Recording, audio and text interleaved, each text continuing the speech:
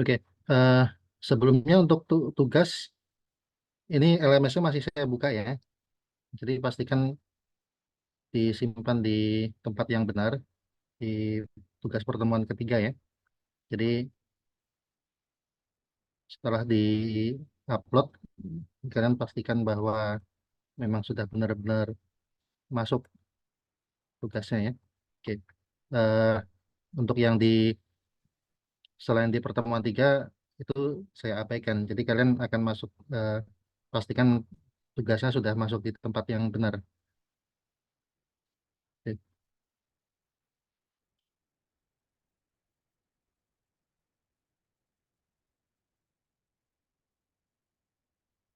Eh, Baik, ini hari ini ya.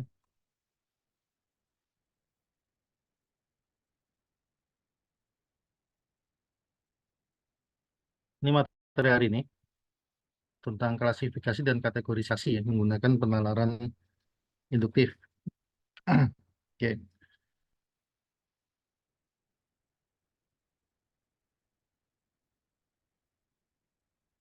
di sini disebutkan tujuan dari materi atau topik ini adalah supaya kalian bisa menggunakan penalaran induktif untuk membuat klasifikasi subjek ya, berdasarkan karakteristiknya ya. Oke, kita lihat.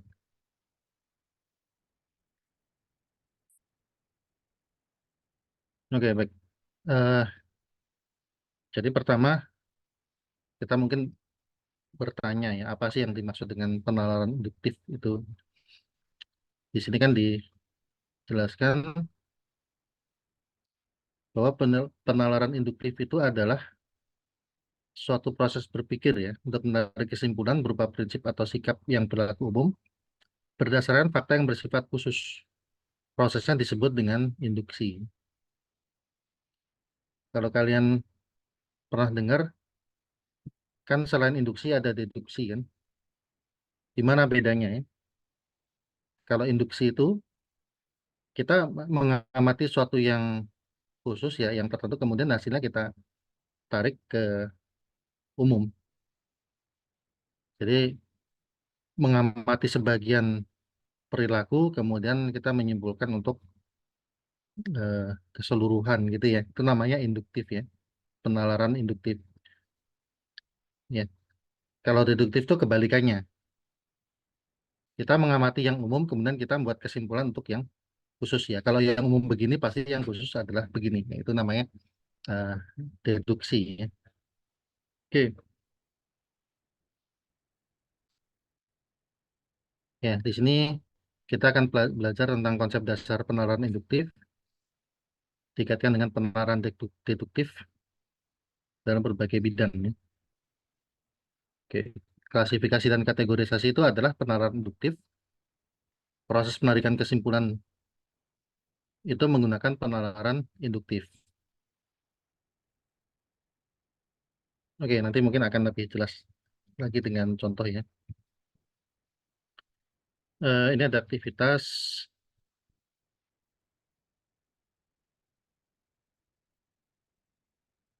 ya, diskusikan kasus di bawah ini sesuai dengan kondisi yang terjadi di Indonesia.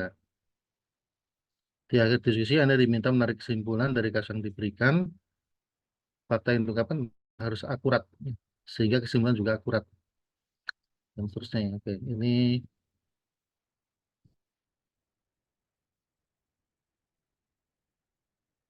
bacaannya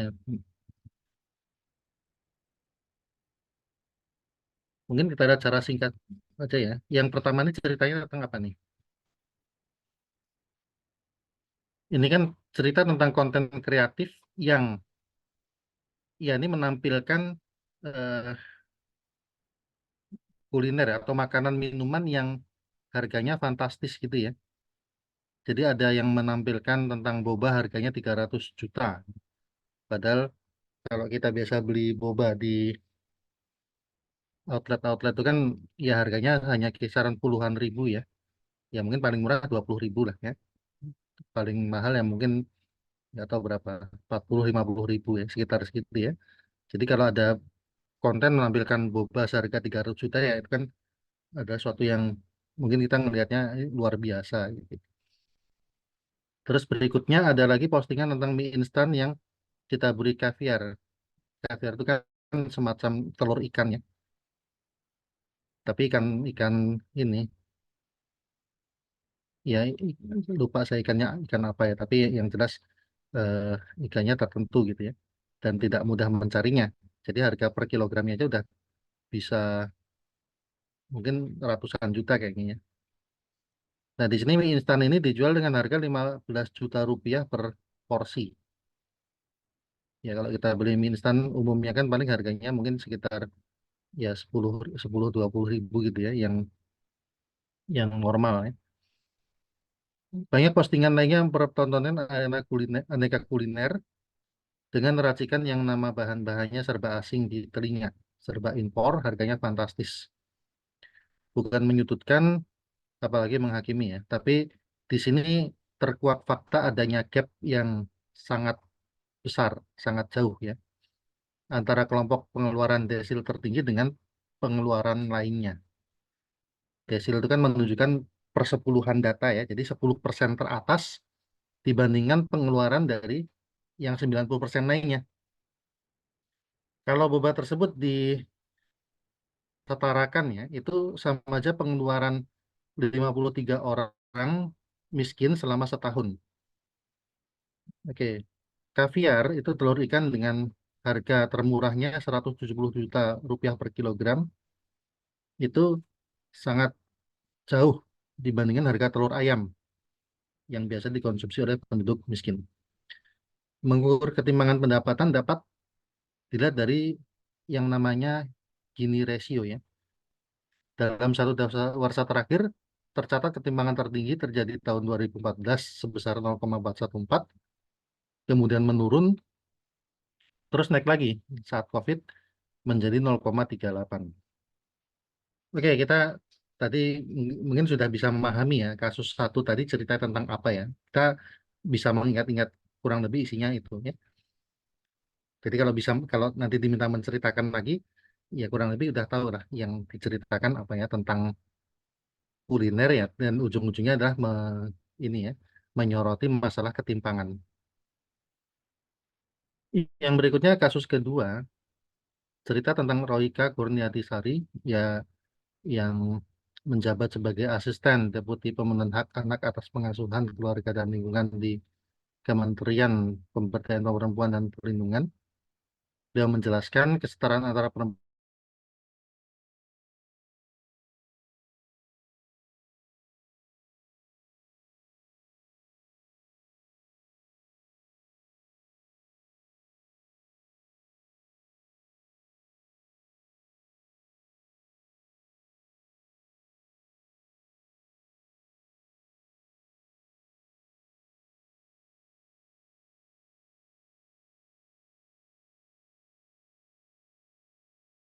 keluarga, dimulai dari keluarga ya. Isu perkawinan anak menjadi sangat penting dalam hal kesetaraan karena banyak anak perempuan hanya sebagai aset dan tidak punya kontrol atas dirinya sendiri. Dia menjelaskan untuk membangun kesetaraan antara anak perempuan dan laki dalam keluarga dimulai dengan kesetaraan dalam pendidikan. Masih banyak yang beranggapan anak perempuan tidak boleh mengejar pendidikan yang lebih tinggi. Selain itu, kesetaraan dalam bidang kesehatan dan dalam hal berpendapat, ya. Oke, itu kasus kedua ya. Sudah kebayang ceritanya itu. Kasus ketiga, setiap tanggal 22 April, dunia memperingati Hari Bumi. Dikutip dari laman Earth Day, tema Hari Bumi 2021 adalah Pulihkan Bumi Kita atau Restore Our Earth. Tema ini berfokus pada proses alam, teknologi hijau, pemikiran inovatif untuk memudahkan ekosistem dunia, ya. Di Indonesia saat ini, ya ada berbagai permasalahan bumi akibat pancaroba dan perubahan ya. Berdasarkan catatan penelitian di Journal of Geophysical Research, atmosfer, atmosfer oleh para peneliti, yaitu nama-namanya, Indonesia akan mengalami lebih dari 3 kali kondisi gelombang panas ekstrim antara 2020 sampai 2052. Kemudian tahun 2068 dan 2100 antaranya akan ada gelombang panas yang ekstrim setiap 2 tahun sekali. Gelombang panas ini punya intensitas yang sama atau lebih besar dibandingkan tahun 2010, di mana gelombang panas ekstrim yang terjadi di Rusia menewaskan 55.000 orang. Tidak hanya itu, kejadian tersebut menghancurkan 9 juta hektar tanaman, membunuh semua burung di Moskow, dan menyebabkan kebakaran hutan. Selain itu, adanya kemungkinan meningkatnya kejadian kebakaran hutan ekstrim. Diprediksi dalam skenario emisi yang tinggi, Kalimantan Timur dan Sumatera Timur akan mengalami pemanasan hampir 4 derajat Celcius dan curah hujan berkurang 12% tahun 2070 sampai 2100. Hal ini menyebabkan sekitar 55 hari bahaya kebakaran ekstrem per tahun di timur Kalimantan pada tahun tersebut ya. Sementara di Sumatera Timur, jumlah hari bahaya kebakaran ekstrem meningkat 17 hingga 64 hari di bawah skenario emisi tinggi ini. Bersamaan dengan potensi risiko kebakaran hutan ekstrem, risiko kekeringan juga akan meningkat. Wilayah Kalsel dan Sumatera Utara tahun 2071 sampai 2100 akan jadi lebih kering sekitar 20-30%. Sementara di Jawa dan Selatan Sumatera lebih kering 30 sampai 40% tahun tersebut. Sekarang aktivitasnya ya, refleksi dari bacaan tadi ya. Jadi setelah diskusi ya, ya ini diskusinya sih belum dilakukan ya. Jadi tadi tugasnya seharusnya ada diskusi gitu ya. Oke, tapi nggak apa-apa. Jadi dari setelah kalian membaca ya, dan mungkin dari mendengarkan ulang tadi secara ringkasannya ya, apakah dapat menarik kesimpulan tentang proses berpikir apa yang sedang kita terapkan ya? Oke, nah ini kan dikatakan gini, Anda dapat menduga bahwa proses berpikir yang kita lakukan saat ini adalah induktif. Oke, tapi penjelasannya kenapa kok arahnya ke sana ya? Di sini kita bisa lihat penjelasannya di kasus satu itu ada gambaran situasi bagaimana ketimpangan antara satu golongan dengan yang lain.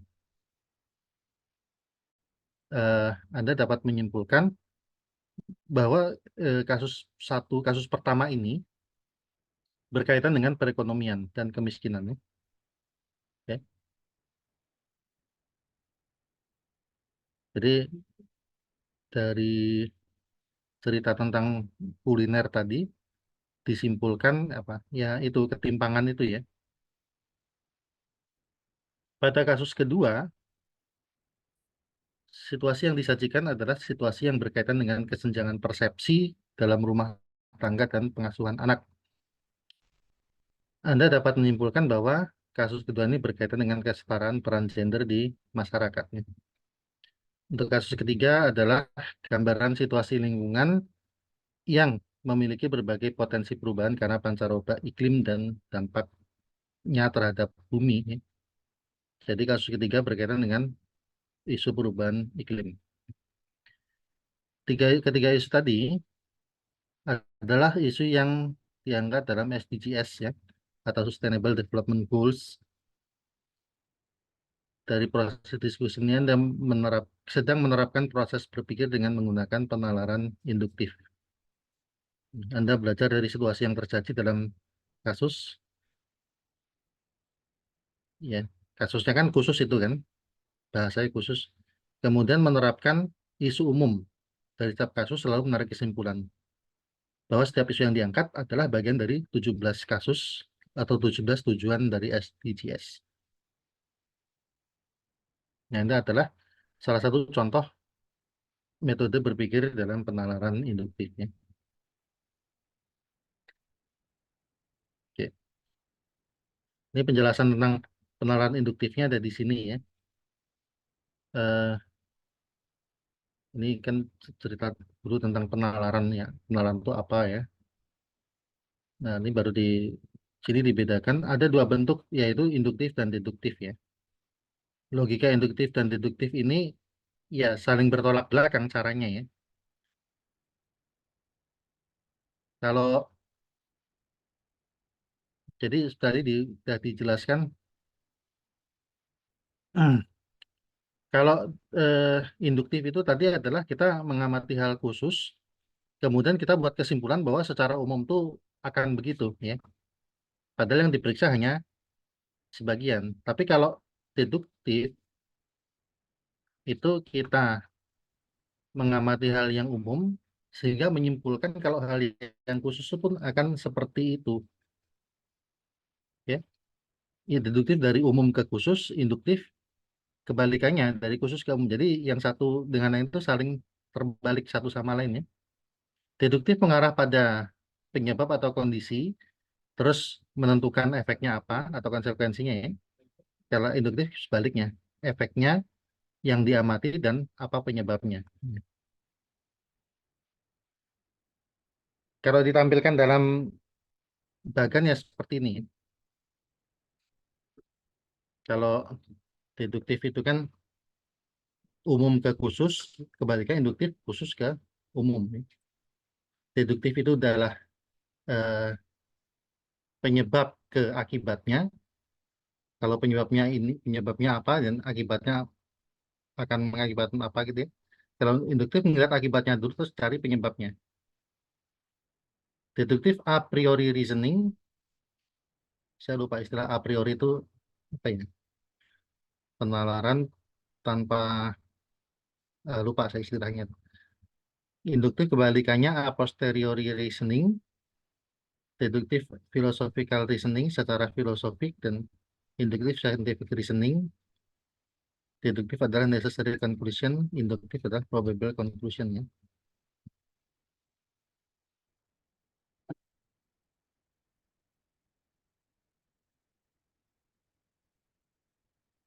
Oke, kalau saya kasih gambaran begini ya. Jadi kalau eh,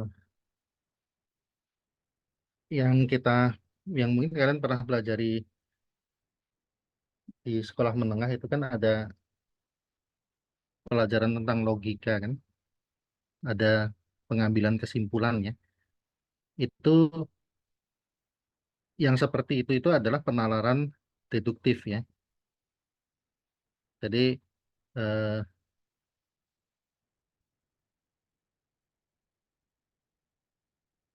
kalau deduktif itu sifatnya begini. Jadi kalau kalian kenal ya, misalkan ada istilahnya kan modus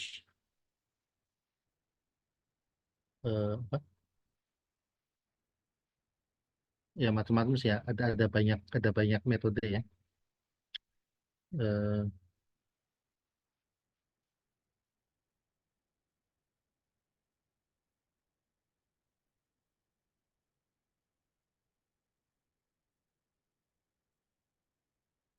Kalau ada misalkan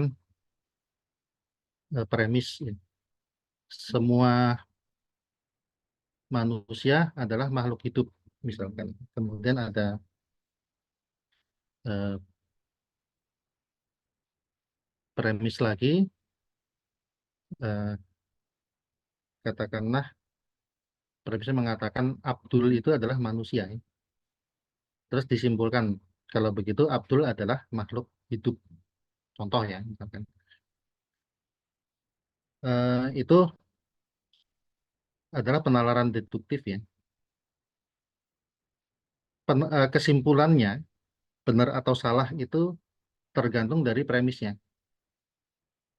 Kalau premis tadi mengatakan bahwa semua manusia adalah makhluk hidup, kemudian bahwa si Abdul itu adalah manusia, itu misalkan itu premisnya benar, maka kesimpulannya pun pasti benar. Ya, oke. Itu deduksi ya, proses deduksi. Jadi eh, kalau apa kesimpulannya itu valid, jelas valid. Tapi masalah masalah benar atau tidaknya itu tergantung dari kebenaran premisnya. Ya, kalau premisnya benar, maka kesimpulannya pasti juga benar ya. Tapi kalau proses penyimpulannya tadi adalah valid ya, terlepas dari premisnya benar atau salah. Nah, kalau induktif tuh gini, jadi kalau misalkan kita memanen atau misalkan kita punya sekeranjang buah jeruk gitu ya. Katakanlah buah jeruk itu dipanen dari tanaman yang sama pada hari yang sama ya. Terus kita memeriksa 5 butir atau 5 buah. Jadi satu keranjang itu kan ada banyak ya buah jeruknya ya. Kita memeriksa jeruk pertama katakanlah sudah busuk sebagian gitu ya. Jadi ini diketahui nih asumsinya adalah dia dari pohon yang sama dipanen pada hari yang sama gitu ya. Buah jeruk kedua diperiksa busuk. Kemudian sampai buah jeruk kelima kita periksa ini busuk ya. Kemudian kita ambil kesimpulan bahwa kalau gitu di keranjang itu buah jeruknya busuk semua. Nah itu namanya induktif. Jadi kita meriksa sebagian 5 butir jeruk pertama kita ambil hasilnya busuk maka terus kita bersih kesimpulan bahwa kalau gitu di keranjang itu satu keranjang itu buah jeruknya busuk semua. Itu induktif ya. Oke. Nah induktif ini tidak dijamin kebenarannya ya. Walaupun kita periksa buah jeruk 5 butir ya, lima biji gitu ya. Pertama itu semuanya menunjukkan busuk sebagian misalkan. Tidak ada jaminan bahwa di sisa yang ada di keranjang itu busuk semua. Bahwa mungkin saja ada yang masih bagus itu sangat mungkin, mungkin mungkin saja ya. Tidak bisa tidak bisa atau tidak ada jaminan kebenarannya ya. Walaupun premisnya benar.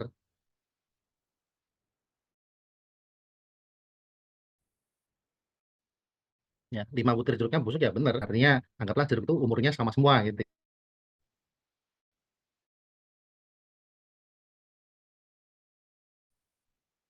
Ya seperti itu. Akan tetapi daya diam ternyata terhindar dari pembusukan itu ya tidak ada yang bisa jamin gitu ya bahwa semuanya akan busuk ya. Mungkin saja ditemukan 1 atau 2 butir jeruk yang ya lain sendiri gitu. Oke, ya itu adaptif. Nah, tapi begini, walaupun penalaran induktif itu nggak apa tidak bisa dijamin kebenarannya, meskipun premisnya benar, tapi justru dalam kegiatan sehari-hari, dalam penelitian, dalam ya, aktivitas ilmiah, itu adalah penalaran yang ya mau nggak mau harus kita lakukan, yang sehari-hari kita lakukan. Oke, kita nggak bisa menjamin kebenarannya apa ya. Tapi karena pengalaman kita udah ratus kali melakukan selalu demikian, kita harus simpulkan, oh kalau nanti saya lakukan pasti demikian ya. Misalkan ya, kalau kalian katakanlah punya kebiasaan bangun tidur pengen minum teh misalkan ya, terus kalian ngerebus air, air kan mendidih ya kalau direbus gitu ya. Itu misalkan Anda lakukan dari usia ya mungkin dari sekolah menengah sekarang udah udah ratusan kali kan berarti kalian lakukan ya. Yang kalian amati apa? Bahwa kalau merebus air, airnya pasti mendidih. Itu udah dilakukan selama ratusan kali ya.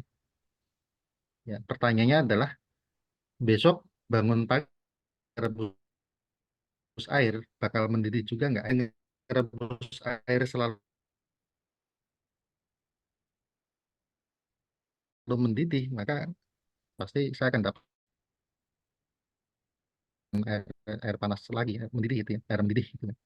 Cuma pertanyaan, ya ada nggak jaminannya itu bahwa kita punya pengalaman ratusan rebus air mendidih terus ya, terus besok ngerebus air, airnya bakalan mendidih seperti yang sudah-sudah. Malam sifat molekul air sedunia berubah gitu. Titik didihnya nggak lagi 100 derajat mungkin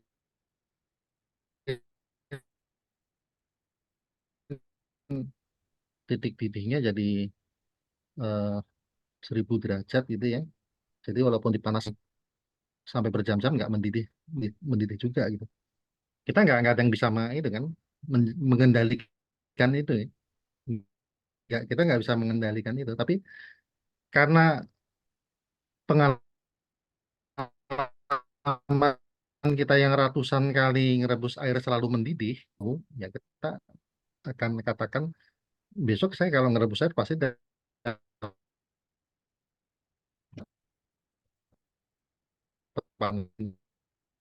dapat air mendidih. Nah, itulah induktif ya. Penalaran induktif yang jamin kebenarannya tapi nggak mau ya, nerima apa enggak ya. Eh, tapi itulah yang nyatanya kita kerjakan sehari-hari. Rutinitas kita itu kan ya hasil induktif itu. Nah, kalau mau belajar nyalakan laptopnya, colokin ke listrik, laptopnya nyala, gitu kan?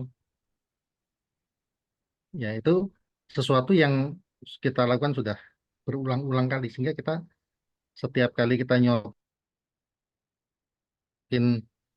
listrik lah ya,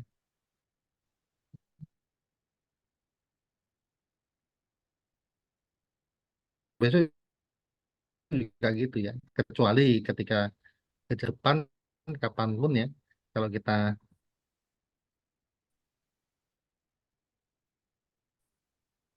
nyalakan laptop ya kita akan dapatnya laptop itu mencoba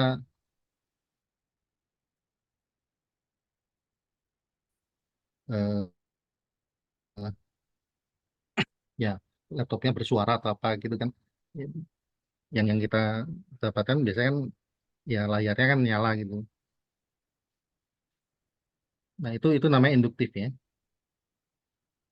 Jadi pengalaman yang sudah kita ulang-ulang rutin ratusan kali itu kita bawa ke generalisasi.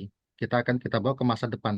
Bahwa di masa depan pun kita akan mengalami hal demikian juga gitu ya. Walaupun nggak ada jaminannya tapi kita percaya ya.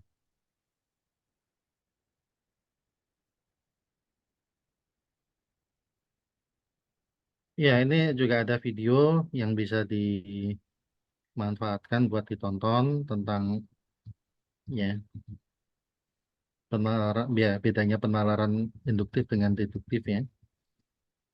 Kemudian yang berikutnya,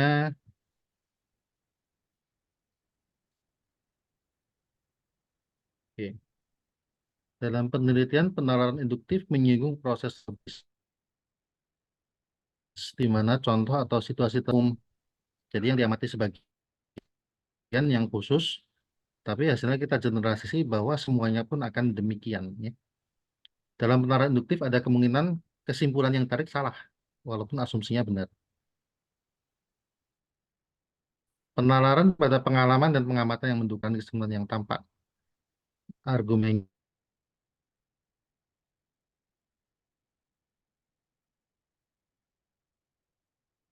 lemah karena hanya menggambarkan kemungkinan inferensi sering untuk menghasilkan prediksi atau membuat perkiraan. Penalaran induktif mencakup sebagian besar dibentuk berdasarkan pengamatan khusus yang sifatnya probabilistik.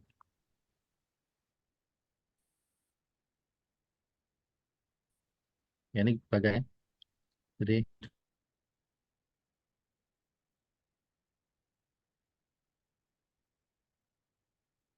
situasi AB masuk semua kan. Ya, nggak tahu nih penjelasannya apa.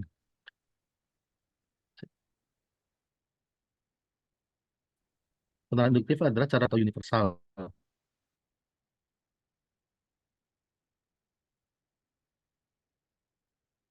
Salah satu contoh adalah sehingga dari kesimpulan semua itu punya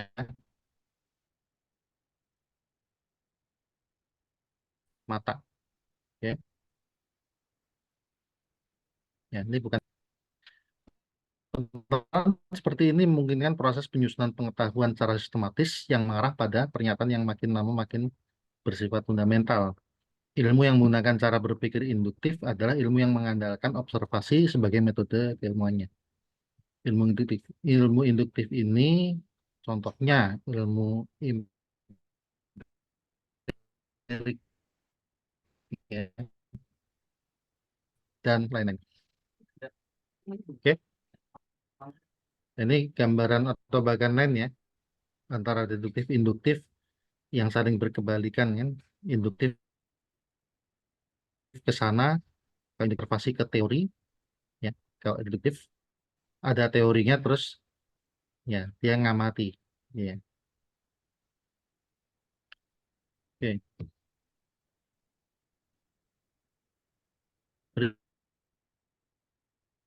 Berikutnya adalah tentang penarikan kesimpulan menggunakan penalaran induktif.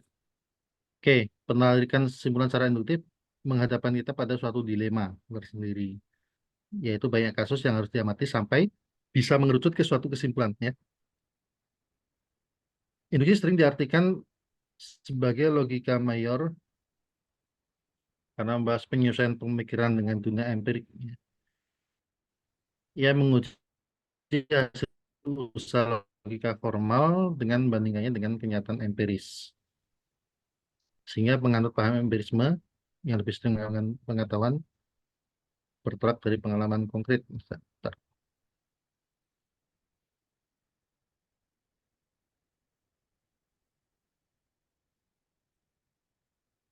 Ia menguji logika formal pada pengamatan ya, empirik kan yang bisa diamati ya.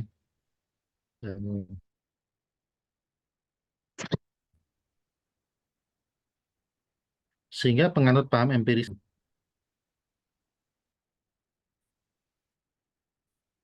bertolak dari pengalaman konkret.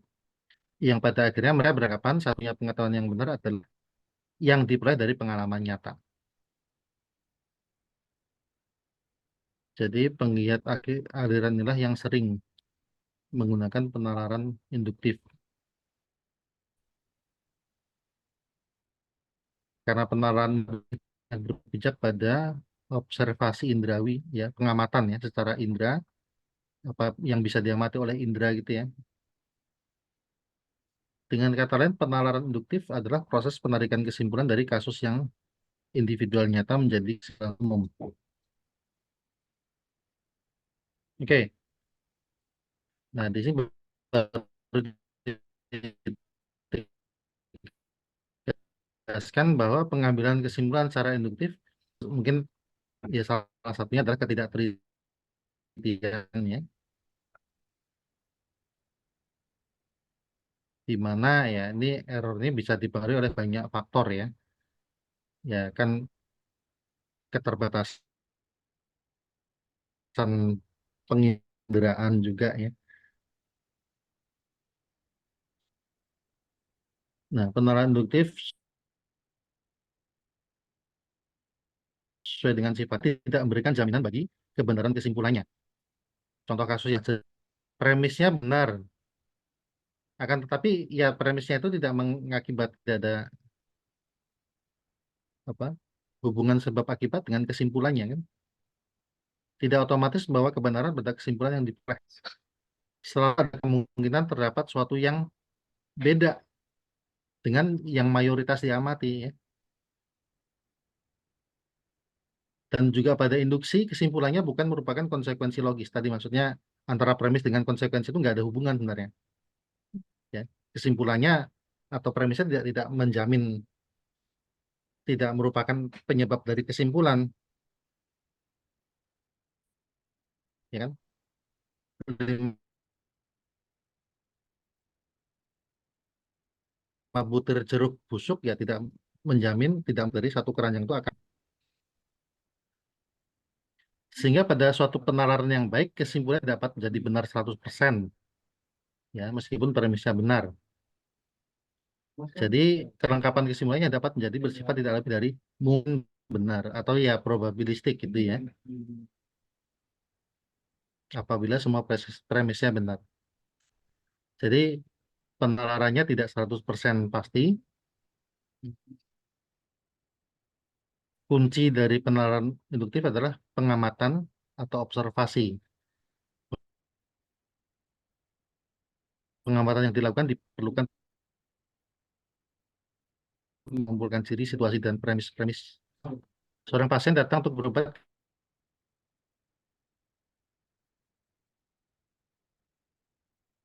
karena mengalami gejala seperti batuk, hidung tersumbat, demam bersin, sakit kepala, lemas, dan kesimpulan bahwa pasien mengalami flu. Ya, sudah mungkin ratusan orang yang ke dokter itu kalau gejalanya seperti ini ya mereka mengalami flu sehingga dengan membaca gejala seperti ini dokter menyimpulkan ini pasien ini yang kena flu ya. Warna merah, pakai topi merah putih, bawa tas, pakai sepatu, kemudian dengan melihat apa penarbut Apaan? Anda menyimpulkan bahwa yang lewat itu adalah seorang siswa sekolah dasar ya. Karena dari eh, pengalaman yang pernah itu ya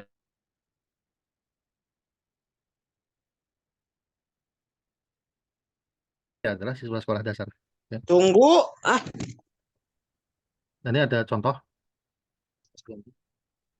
ada eh, kasus pertama, lembaga survei melakukan penghitungan suara dengan metode quick count dari data 10 lembaga.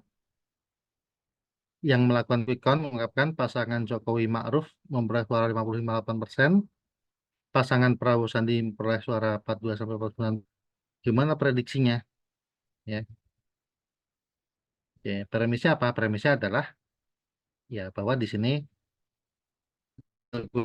kan pasangan Jokowi Maruf dari 50% sampai 50 sampai 50% dan pasangan Prabowo Sandi 42 sampai 40% itu premis ya.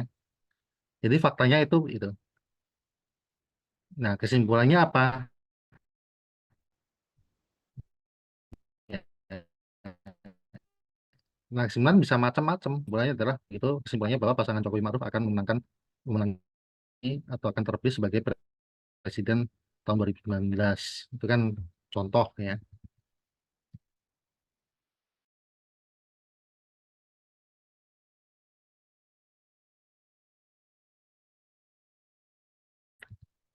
Berikutnya nih, hari ini, hari berikutnya Anda melihat hal yang sama.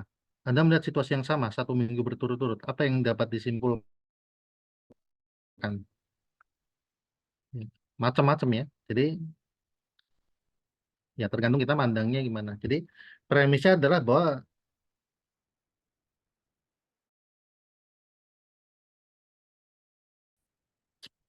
apa, jam 10 pagi itu ada suara bel. Bahwa setelah bel itu siswa pada keluar dari ruang kelas dan bermain. Itu ya. Nah, kesimpulannya ya, artinya jam 10 itu adalah waktu istirahatnya. Misalkan seperti itu. Ya. Yang ketiga, contoh kasus ya. Ini ada banyak ya, coba. Ada empatnya. Oke, kita lihat yang ketiga dulu.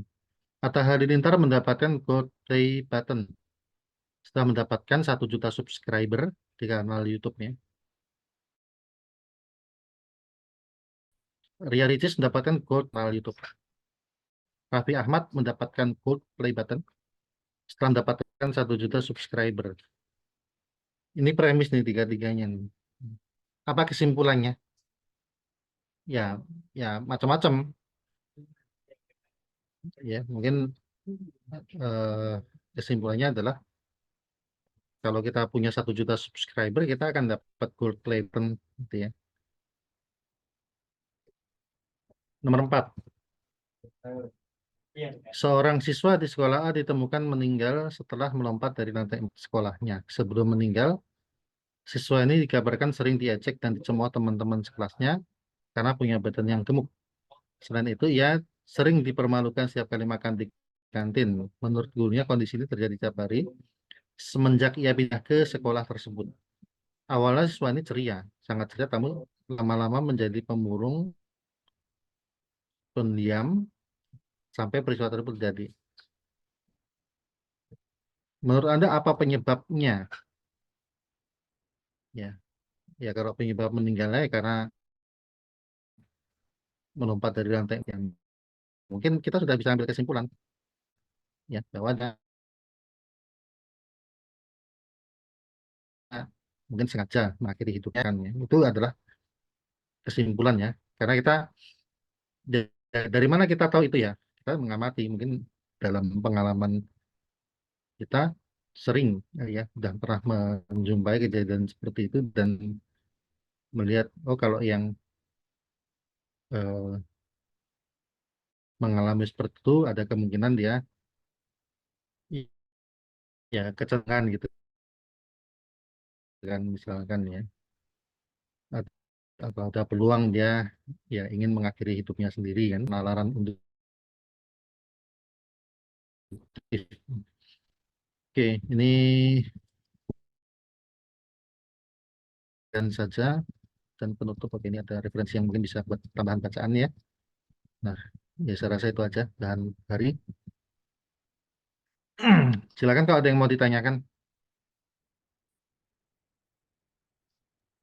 Untuk tugasnya tadi kerjakan nggak Pak yang di buku? Kenapa? Sebentar, cek apa pertanyaan? Itu yang tugasnya tugas 4 berarti dikerjakan Pak yang dari buku ini. Ya, tugas itu dikerjakan sebaiknya dikerjakan, tapi kan tidak semua ditugaskan, tidak semua ditagih gitu ya. Kalau tugas yang ditagihkan saya akan menyebutkan ini harus dikumpulkan sampai batas waktu tertentu ya. Kalau ditanya tugasnya apakah harus dikerjakan ya, ya sebenarnya setengah harus lah semua tugas itu ya sebaiknya dikerjakan. Gitu. Tapi mana saja yang nanti ditagih yang akan apa yang yang wajib gitu ya itu kan akan saya umumkan. Sebentar, sebentar lagi selesai. Mau ngobrol ya? Oke, ada lagi yang mau ditanyakan? Mungkin itu saja Pak. Nah, cukup ya. Oke, baik tanggal 11 itu kan merah ya. Eh, jadi nanti mau diganti hari apa terserah. Silakan didiskusikan. Ya. Mau tetap tanggal 11 tapi laporannya mungkin digeser aja ke hari yang tidak merah atau hari juga atau mau di tanggal itu juga bisa. Tapi yang jelas adalah ya, tanggal 11 itu eh, harusnya libur. Gitu. Nanti silakan didiskusikan aja mau mau dipercepat atau mau mundurin sehari atau mau di hari yang sama. Oke, Ya, baik. Eh,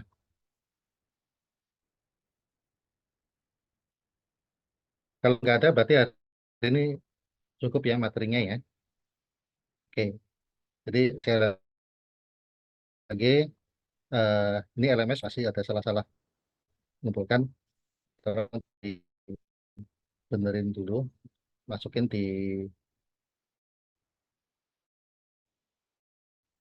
apa, pertemuan ketiga ya. Pertemuan ketiga itu kan itu yang saya wajibkan. Dan pertemuan lain ya, belajar ya. Dan ya bisa jadi kalau LMS kalian penuh kan itu nanti bisa jadi bahan pertimbangan. Tapi yang saya wajibkan itu yang pertemuan ketiga kemarin. Silakan yang tadi infonya katanya masih salah naruh bisa dipindahin dulu ke ini sebelum saya kunci ya. Dan pastikan yang sudah upload ya pastikan bahwa itu benar-benar sudah upload, sudah masuk. Karena kadang-kadang ada pengakuan juga bilangnya sudah upload tapi nggak diperiksa lagi dan ternyata tidak ditemukan ininya filenya ya. Oke. Baik, kalau gitu sampai ketemu lagi di pertemuan berikutnya ya. Jaga kesehatan selalu. Nanti silakan kabari mau di hari apa ininya kuliahnya gitu. Oke. Sampai ketemu lagi ya. Assalamualaikum warahmatullahi wabarakatuh. Selamat siang semuanya. Selamat beraktivitas. Saya keluar dari komite. Waalaikumsalam. Waalaikumsalam warahmatullahi wabarakatuh. Terima kasih, Pak. Terima kasih.